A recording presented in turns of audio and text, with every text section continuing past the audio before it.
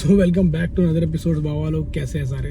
तो भाई इस चैनल पे ना मैं बहुत कोशिश कर रहा हूँ कि मैं रेगुलर रह पाऊँ। मैं जैसे जैसे वीडियोस मतलब डाल रहा हूँ, मतलब मैं छोड़ नहीं रहा हूँ बिल्कुल भी, ठीक है। तो गाइस मैं ना ये कहना चाहता हूँ कि कई लोगों के ना मुझे डीएम आते हैं, भाई आप ये गाड़ी का एसी कैसा चलता है, ठीक है।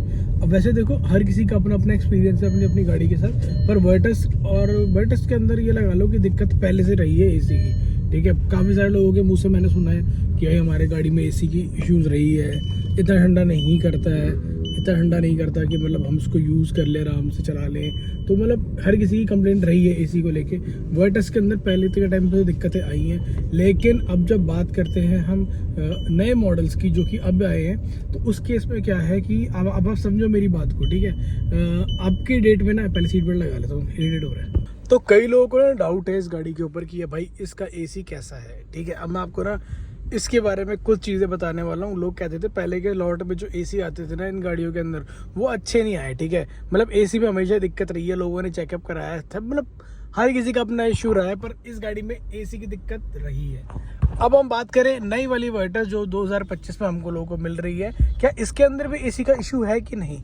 चलो मैं बताता हूँ तुम्हें डिटेल में। देखो इसके अंदर ना इशू है भी और नहीं भी है।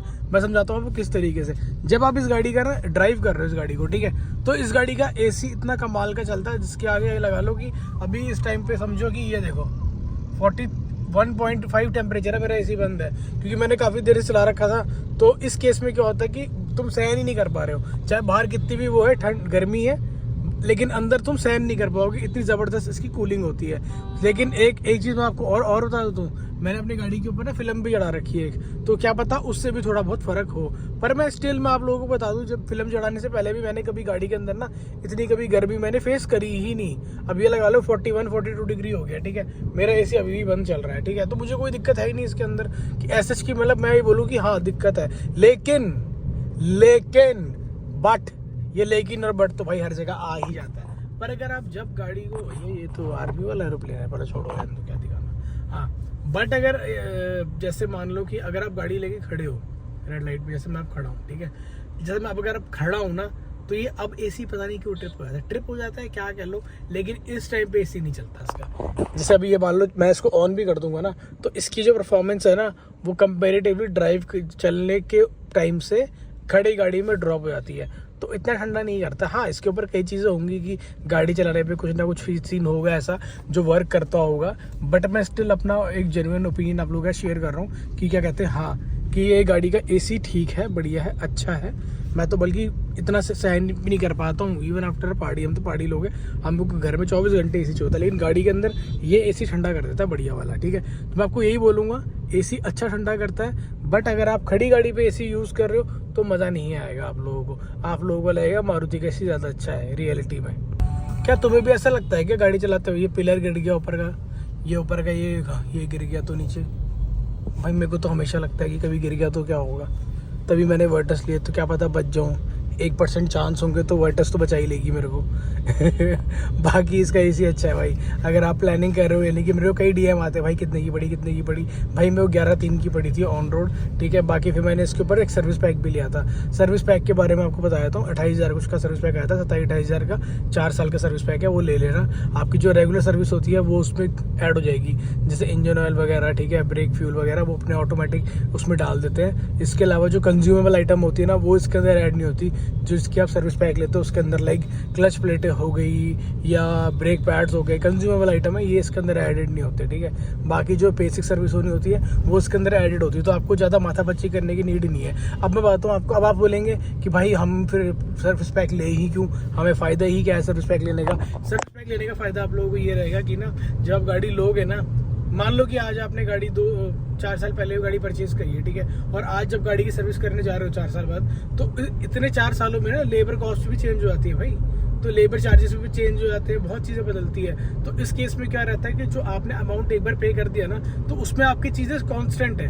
अब चाहे लेबर चार्जेस मान लो, क्लच प्लेट होगी 2,000 रुपये है, 3,000 रुपये है, 3,000 रुपये थी मान लो 4 साल पहले, और आज 4 साल बाद क्लच प्लेट चेंज करने की कंपनी में कॉस्ट अगर 8,000 है तो लेकिन आपको 4,000 ही चार्ज करेंगे, तो आपको फायदा तब हो जाता है कि जब आप लेबर चार्जेस आपकी लॉक हो जाती है, तो वो चीज़ आपके लिए बेनिफिशियल रहती है। इस वजह से मैंने भी लिया था।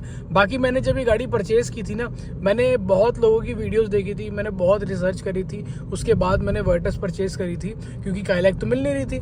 तो मैंने जब वर्टस परचेज़ करी तो मैंने बोला कि हाँ यार सही में इसके अंदर यार ये है कि इसका सर्विस पैक ले लेना चाहिए। और फिर जिससे मैंने गाड़ी परचेज़ की थी किससे, उसने भी मुझे सजेशन दिया कि आप सर्विस पैक ले लो। ऑल दो मैं बाहर से भी करवा सकता हूँ, लेकिन जब मैंने मारुति बाहर से नहीं कराई तो मैं इसको क्यों बाहर से कराऊँ फालतू में खामा खामती में।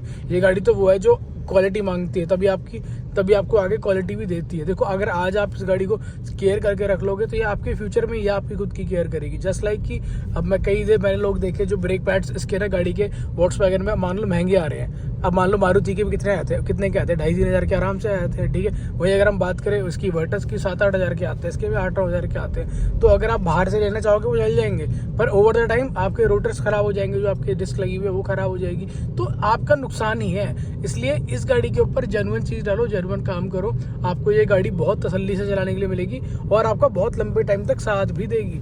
अब मेरे पास जो मेरी पोलो थी वो भी बहुत पुरानी थी भाई, लेकिन मैं उसको लेके कहीं भी चले जाता था कभी भी, क्योंकि मुझे पता था वो गाड़ी ड्यूरेबल है। मैं उसको जहाँ ले जाना चाहूँ ले जाऊँ, 200-300 किलोमीटर दूर हो, कभी दिल्ली से मैं रुद्रपुर जाता हूँ, देहरादून गया, मैं उस गाड़ी को ले जाता था इवन आफ्टर लोवर्ड। मुझे पता था वहाँ की रोडें ठीक है, पर लेकिन मैं यही बोलूँगा कि आप लोग ना गाड़ी ले जाओ, गाड़ी लो तो उसकी केयर अच्छे से करो। अब कई लोग बोलते हैं कि भाई हमको लोग उसकी मेंटेनेंस कॉस्ट महंगी पड़ती है, ये वो। भाई मेरा एक सिंपल सा रूल है भाई, देखो अगर आप लोगों को गाड़ी रखने का प्लान है लंबा, ठीक है, और आपको सेफ्टी भी चाहिए तो आप इस पे आ जाओ।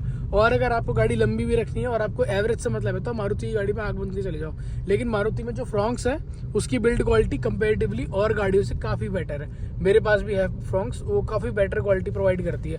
फ्रॉन्क्स हो गई, वाली सियाज तो मेरे ख्याल से इनकी डिसकंटिन्यू हो गई अगर मैं सही हूँ तो यही सब चीज़ें हैं भाई कि देखो अगर आप ये गाड़ी लेना चाहते हो तो हाँ लॉन्ग टर्म में आप लोगों को दिक्कत दे सकती है। पर अगर एक ट्रिक बताता हूँ कि जो हम लोग करते ही हैं, हम नई गाड़ियाँ परचेस करते हैं, कुछ टाइम चलाते हैं, फिर सोल्ड आउट करते हैं। देखो 3 से 4 साल में गाड़ी के अंदर कोई दिक्कत नहीं आती, इवन 7 साल में भी कोई दिक्कत गाड़ी के अंदर नहीं आती है, ठीक है। सिर्फ क्लच प्लेट चेंज होती है, वो तो कंज्यूमेबल आइटम है, वो आपकी ड्राइविंग पैटर्न में पता लगता है कि किस तरह खा रही है, क्या खा रही है। तो आप 4 साल 4 साल गाड़ी चलाओ, उसके बाद उसको सोल्ड कर दो, उसकी वैल्यू भी आप लोगों को तब अच्छी मिल जाती है बहुत, ठीक है। तो ये चीज़ भी आप कर सकते हो अगर आपको लग रहा है कि लॉन्ग टर्म में गाड़ी आपको जो है रुला सकती है इन केस, ठीक है, तो ये कर सकते हो आप। क्या उस केस में क्या रहेगा, आप सिर्फ अपनी गाड़ी की सर्विसिंग कराओ, बात खत्म, क्लियर कट, ठीक है। और अगर EMI पे लिए तो EMI उसकी भी दे रहे थे, नई गाड़ी की EMI दे देना, फिर क्या फ़र्क पड़ता है ना। पर ओवर द टाइम गाड़ी के साथ अटैचमेंट होना एक नॉर्मल सी बात है। अब ये देखो मैंने गाड़ी ली थी, आज में धागा बांधा था, ठीक है, और वो धागा ये भी रहा। तो ये है कि ये चीज़ें हम करते हैं गाड़ी के साथ, लेकिन हमारा तो काम ही है कि गाड़ी चेंज करनी पड़ जाती है। और हम अंबानी बम्बानी तो हम है नहीं जो हर गाड़ी रख ले अपने पास। तो ये हमारे लिए एक दुख है, और ये सिर्फ वही समझ सकता है जो बंदा कार को पसंद करता है, जिसने अपनी गाड़ी। अब मेरे पास पोलो थी, एक पैसे की कमी नहीं थी उस गाड़ी के अंदर, पर मैंने बेच दी यार, क्या करूं, मेरे को बड़ा बुरा लगा था उसको बेचने में, पर मुझे बेचनी पड़ी क्योंकि मुझे ये वाली गाड़ी परचेज करनी थी, क्योंकि मेरे पास इसके लिए भी थोड़ा पैसा जमा करना था। तो मैंने कहा यार चलो। और फिर पता है क्या होता है, एक चीज़, एक रियलिटी, एक फैक्ट ये भी है कि अगर मैंने वर्टस ले ली ना, मैं इस गाड़ी को डेली चला रहा हूँ, तो अगर मेरे पास वो वाली गाड़ी होती ना तो वो गाड़ी सिर्फ खड़ी रहती है और कुछ नहीं होता उसका।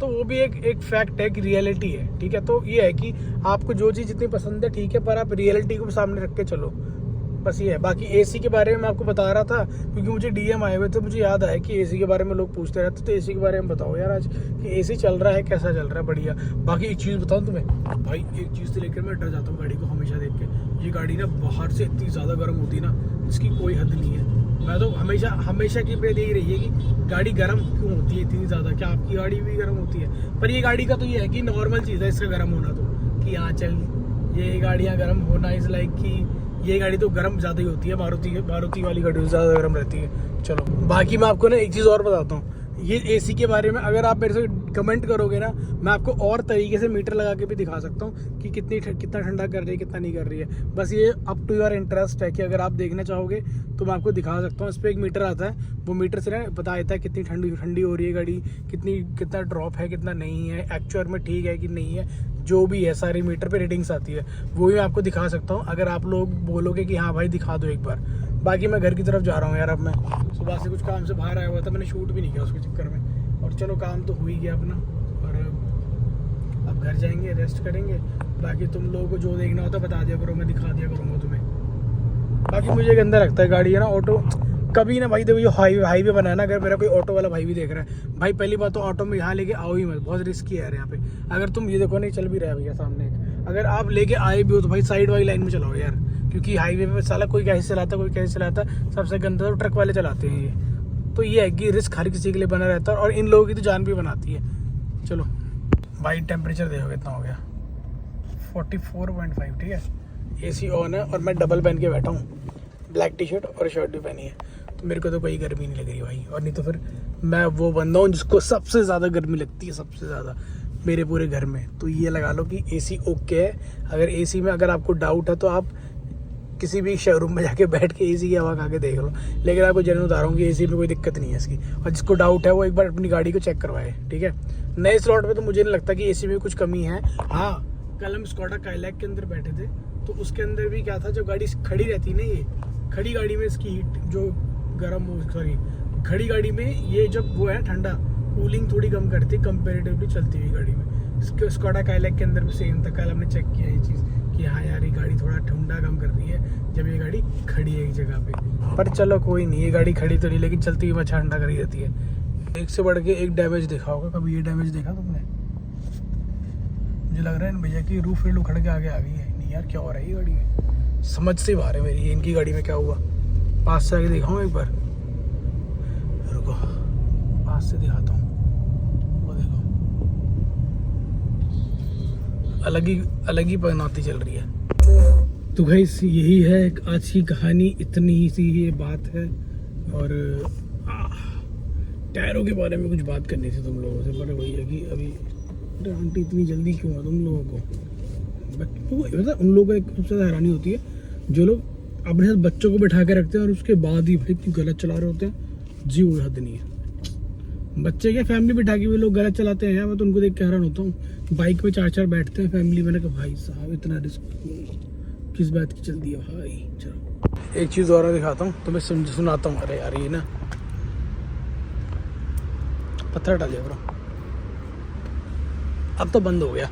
अगर ना तुमने भी देखा होगा तुम्हारी गाड़ी के अंदर ना फ़ैन चलता है, इस तरीके से फ़ैन आवाज़ करता है। जब भी आपने गाड़ी चला के लाते हो ना कहीं से भी, तो ना थोड़ी देर तक फ़ैन चलता रहता है। तो ये चीज़ ज़रूरी है, फ़ैन चलना चाहिए। अगर आपका फ़ैन नहीं चल रहा है गाड़ी रोकने के थोड़ी देर तक भी, तो ये समझ लो तब दिक्कत है। अगर फ़ैन चल रहा है तब कोई दिक्कत नहीं है।